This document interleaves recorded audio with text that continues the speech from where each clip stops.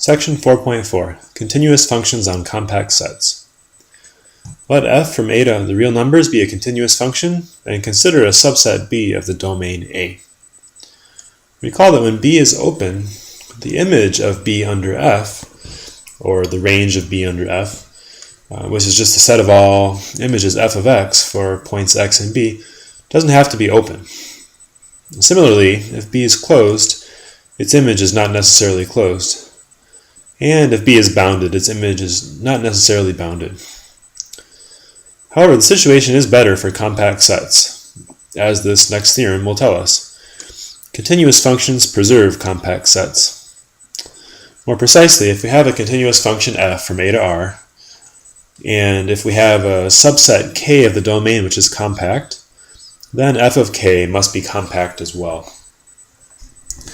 The proof of this theorem will use the sequential criterion for compactness and the sequential criterion for continuity. So let's give it a try. In order to use the sequential criterion for compactness, we need to take any sequence in f of k and show that it has some convergent subsequence whose limit is also in f of k. So given any sequence y sub n inside of f of k, we must find a subsequence y sub n sub k which converges to a limit in f of k. Alright, so let's try and sketch out a little bit what's happening here. We can go ahead and draw our domain on the left side here. Call that A. Some subset of the real numbers, although it could be the entire set of real numbers as I'm sort of indicating in this picture. And then here's our target, which will be the set of all real numbers. And then inside of A we have some subset K which is compact, which I will draw as a closed and bounded interval, although of course there are lots of other types of compact sets as well. For example, the Cantor set. Okay, and then when we apply the function f, we get the image of k over here,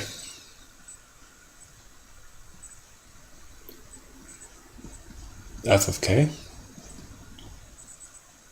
again, which could look quite different from this, but we want to prove that it's a compact set. So our goal is to take any sequence y1, y2, y3, etc. over here in f of k, and then to find a corresponding sequence x1 and maybe x2 over here, maybe x3 over here, such that x1 maps to y1, x2 to y2, and so on. So we have an entire sequence of x sub n's over here which map to the sequence of y sub n's over here that we were given. And the reason we want to look back here is that we know that k is compact.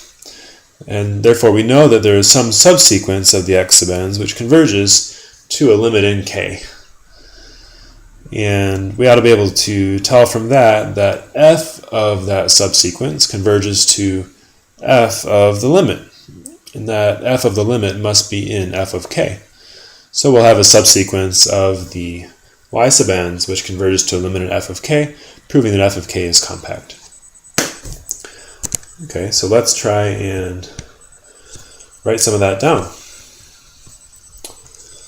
So since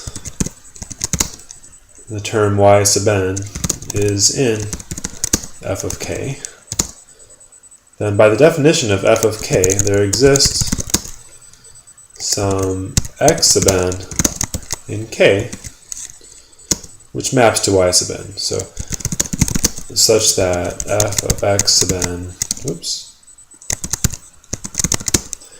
is equal to y sub n. And, well, then the x sub n form a sequence in the set K, which we know is compact. So by the sequential criterion for compactness, there exists a subsequence x sub n sub k,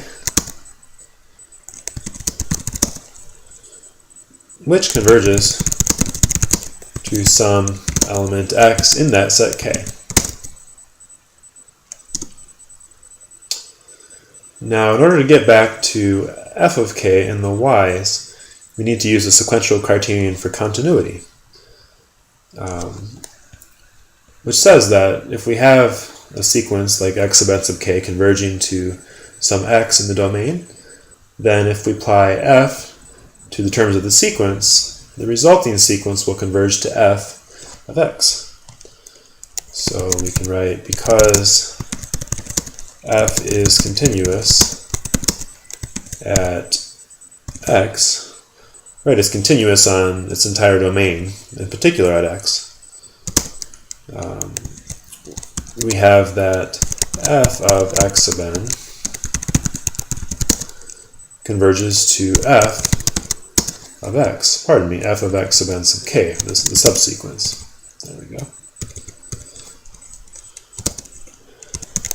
And if we just rewrite that, we know that f of x sub n sub k is just y sub n sub k. That's how we chose the x's. So we can rewrite that as y sub n sub k converges to the same element f of x, which by definition is an element of f of k, since x is in k. And that's just what we needed to find, a subsequence of the y sub n's converging to some point in f of k. So by the sequential criterion for compactness, we have proven that f of k is compact.